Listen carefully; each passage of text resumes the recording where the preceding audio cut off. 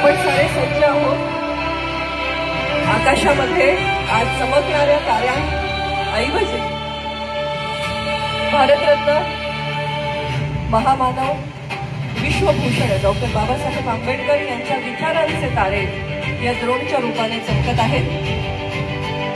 अनेक विक्रम ज्यांनी साकार केले, ज्यांच्या पदव्या लिहायला कदाचित कागद अपुरा पडेल इतका बुद्धिमान असं व्यक्तिमत्व, पहिले भारतीय ज्यांनी परदेशामध्ये जाऊन अर्थशास्त्रामध्ये PhD ही सर्वोच्च पदवी संपादन केली, भारताचे पहिले कायदे मंत्री, मजूर मंत्री, सगळ्यांना समान हक्क मिळावा यासाठी संविधानामध्ये सामाजिक न्याय, समता आणि बंधुता यांचं दृढ असं अधिष्ठान देणारे भारतीय राज्यघटनेचे शिल्पकार महामानव डॉक्टर बाबासाहेब आंबेडकर यांचं हे 135वे जयंती वर्ष, हे जयंती वर्ष एक प्रेरणादायी वर्ष असावं यातून साकार झालेला हा सोहळा. एक सीमारेषांची चौकट नाही, तर ती असंख्य भाषा, विविध धर्म आणि जाती जमातींच्या गुंतागुंतीतून आकार घेतलेली आणि संस्कृतींच्या अखंड प्रवाहाने समृद्ध झालेली एक दिव्य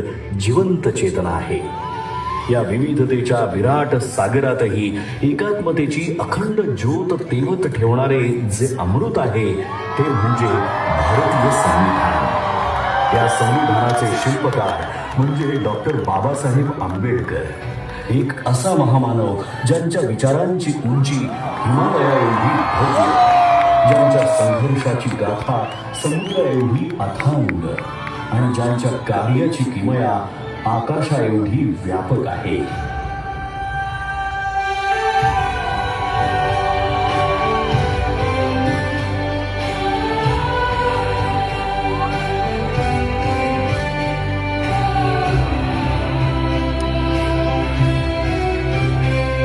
संविधानाच्या प्रत्येक ओळीतून उलगडणारी डॉक्टर बाबासाहेब आंबेडकर यांची दूरदृष्टी ही केवळ कायद्यांच्या चौकटीपुरती मर्यादित नाही, तर ती एका आदर्श समाज रचनेची जिवंत प्रतिमा आहे.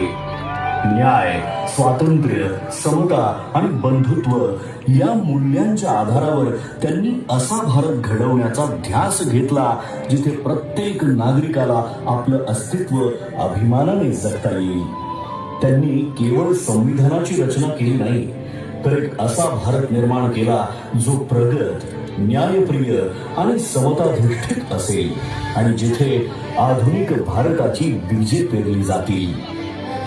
ज्या महामानवाने देशाच्या उज्ज्वल भविष्याची भक्कम पायाभरणी केली त्या डॉक्टर बाबासाहेब आंबेडकर यांचं बालपण मात्र अत्यंत कठीण, वेदनांनी आणि अपमानाने भरलेलं होतं. अस्पृश्यतेच्या काळोख्या सावटाखाली त्यांना शाळेत वेगळं बसवलं जाईल, पाण्याच्या एका थेंबासाठी त्यांना वंचित ठेवलं जाईल. परंतु या सगळ्या अन्यायाच्या जखमांमध्येही त्यांच्या अंतःकरणात परिवर्तनाची तेजस्वी ज्वाला धगधगत होती. त्यांना ज्ञात झालं होतं की शिक्षण हेच ते शस्त्र आहे जे अज्ञानाच्या अंधाराला चिरून टाकतं आणि माणसाला स्वाभिमानाने जगण्याची ताकद देतं. या जिद्दीच्या जोरावर ज्ञानाचा अखंड प्रवास सुरू झाला. मुंबईच्या शाळांपासून ते कोलंबिया युनिव्हर्सिटी, ग्रेस इन आणि लंडन स्कूल ऑफ इकॉनॉमिक्स या जागतिक दर्जाच्या संस्थांपर्यंत त्यांनी डबल डॉक्टरेट आणि बॅरिस्टर ॲट लॉ या उच्चतम पदव्या संपादन करून ज्ञानाच्या आकाशाला गवसणी घातली. त्या काळात इतक्या उच्च शिक्षणाची किमया साधणारे ते एकमेव भारतीय ठरले.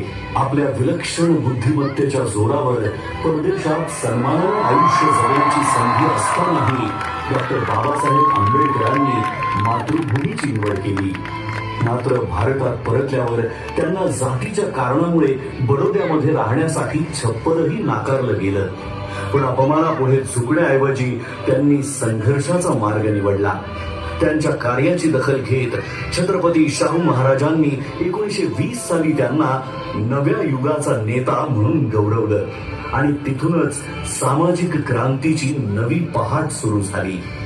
1927 साली घडलेला महाड सत्याग्रह हा केवळ पाणी पिण्याचा हक्क मिळवण्यासाठीचा लढा नव्हता, तर तो मानवी स्वाभिमानासाठी उभारलेला पहिला महान संग्राम होता. 1927 साली महाड येथे झालेला चौदार तळे सत्याग्रह, त्यानंतरचा काळाराम मंदिर सत्याग्रह हा संघर्ष तर श्रद्धा आणि समानतेच्या संगमावर उभा राहणारा ऐतिहासिक टप्पा ठरला.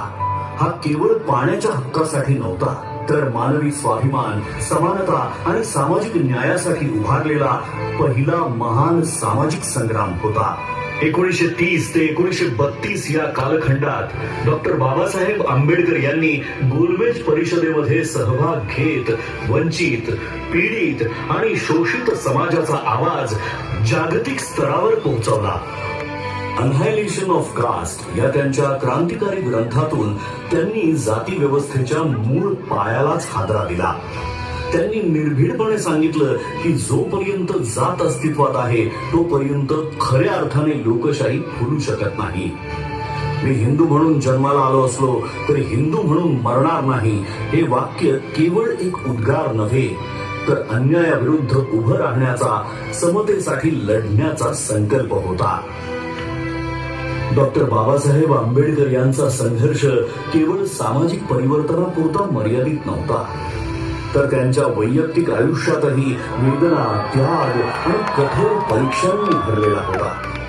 या कठीण प्रवासात त्यांच्या सोबत खंबीरपणे उभ्या राहिल्या त्या म्हणजे रमाबाई आंबेडकर. एक शांत, संयमी पण अतूट सामर्थ्याची मूर्ती.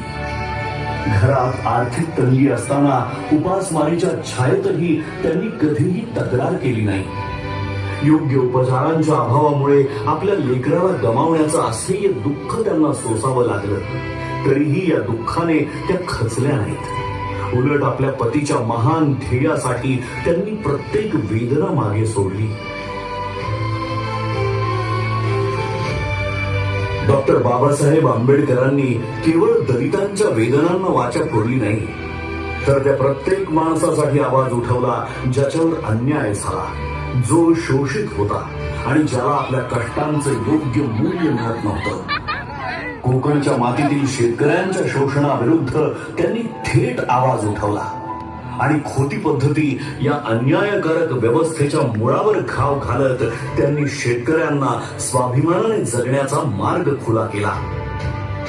कामगार मंत्री म्हणून शपथ घेताना 8 तासांचा कामाचा दिवस, साप्ताहिक सुट्टी, किमान वेतन आणि सामाजिक सुरक्षेचे हक्क हे केवळ कायदे नव्हते, तर कष्टकऱ्यांच्या आयुष्याला मिळालेले संरक्षण कवच होते. डॉक्टर बाबासाहेब आंबेडकर यांच्या दृष्टीने स्त्री ही केवळ कुटुंबाचा भाग नव्हती, तर समाजाच्या उभारणीचा केंद्रबिंदू होती. म्हणूनच त्यांनी महिलांच्या आर्थिक स्वातंत्र्याला, शिक्षणाला प्रथम दर्जा दिला.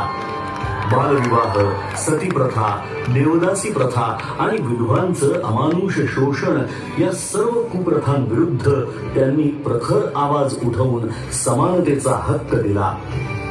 कायदा मंत्री म्हणून त्यांनी सादर केलेल्या हिंदू कोड बिलने महिलांना घटस्फोटाचा अधिकार, मालमत्तेत समान हक्क आणि वैयक्तिक आयुष्यात स्वायत्तता मिळवून देत अशा अभूतपूर्व निर्णयाने इतिहास रचला.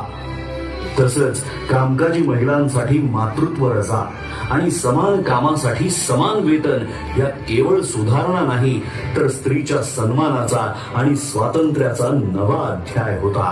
कायदा मंत्री म्हणून त्यांनी सादर केलेल्या हिंदू कोड बिलने महिलांना घटस्फोटाचा अधिकार, मालमत्तेत समान हक्क आणि वैयक्तिक आयुष्यात स्वायत्तता मिळवून दिली आणि या अभूतपूर्व निर्णयाने इतिहास रचला.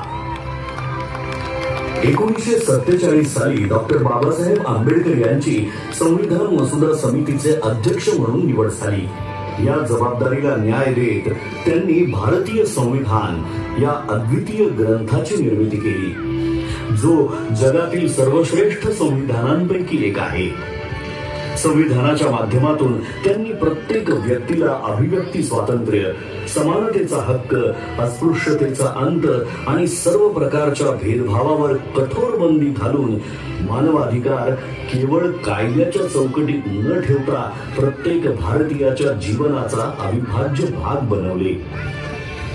तसंच समता, करुणा आणि प्रज्ञेच्या प्रकाशात त्यांच्या आत्मसन्मानाला एक नवी उंची प्राप्त करून दिली. महात्मा ज्योतिराव फुले, भगवान गौतम बुद्ध आणि संत कबीर हे डॉक्टर बाबासाहेब आंबेडकर यांचे प्रेरणा स्रोत होते. त्यांच्या विचारांच्या मुळाशी असलेली स्वातंत्र्य, समता आणि बंधुत्व ही मूल्ये त्यांना विशेषतः भगवान बुद्धांच्या तत्वज्ञानातूनच सापडली.